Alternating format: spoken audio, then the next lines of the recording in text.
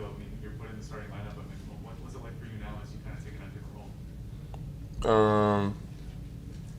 I think it's pretty much about the same, even though the work is picked up a little bit, like the amount of reps is picked up, but it's the same work. Just keep working, just working. Yeah. What did that mean to you when you got that nod? Say it again. What did that mean to you when you got the nod in the starting lineup? I was happy. I just wanted to ball for the team, and wanted to work with my boys, and I think that's what I did.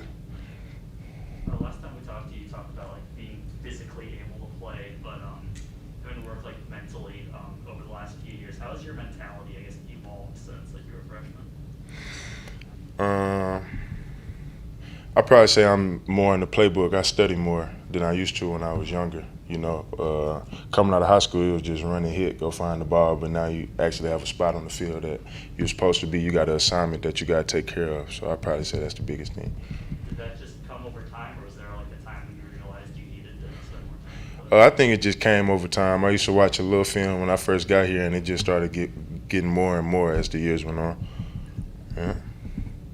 Cam, you had some pretty good linebackers in front of you here, Kale and Nick. Is there anything to pick up from either one of them that you are currently using? I think Kel and Nick had one big thing in common, and that was their IQ on the field.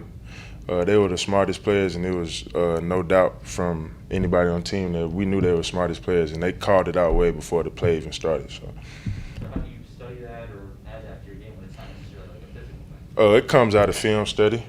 Just like Coach Drink says all the time, preparation is the best confidence booster. So just preparing before the game starts is the best way to do that.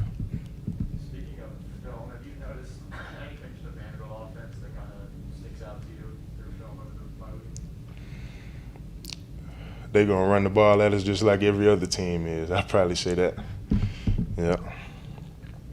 Over the bye week, how do you feel like this defense has grown? The other day they said kind of back to the basics, really. How do you guys feel like you've grown over this bye week? We're just moving faster, playing faster, taking the thinking out of it and just going out there and playing. Coming out of losses and a bye week, do you feel like any of the momentum from the team, either offensively or defensively, has shifted or kind of stalled in any way?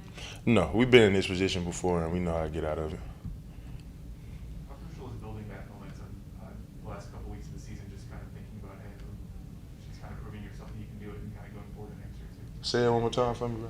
How big is kind of building some of that momentum now in the last few weeks of the season? And obviously there's bowl berth on the line, but something you can prove to yourself that we can do that. I think it's pretty big. Energy is a big thing for a team. You got to keep energy to play. If you want to win, you got to have energy. That's just one of the things you got to have. How do you personally bring energy? Just depends. I mean, me personally, I always thought that you never had to be a big talker. You just had to go out there and do it. And I always fed off of people going out there and making big hits. So like when I was on the sideline, people out there making big hits. Like when Boat used to make a whole bunch of plays, that would always get me hyped. It wasn't about nobody coming up to me trying to talk to me and get me hyped. The dudes that's out there doing it, that's what gets you hyped. Just following the example. Chad, was there ever a time through injuries, coaching change, it's been a while here, where you doubted that this opportunity to be out there starting would come?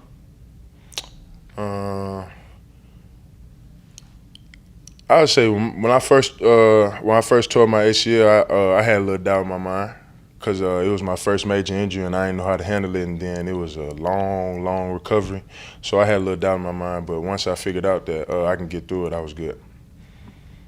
What did you have to learn to know how to handle it? Just the rehab part, it's just like we go into practice and watch film every day. When you have an injury like an ACL tear, you got to do that every day, all day. That's your film right there. You got to go in and get rehab all day.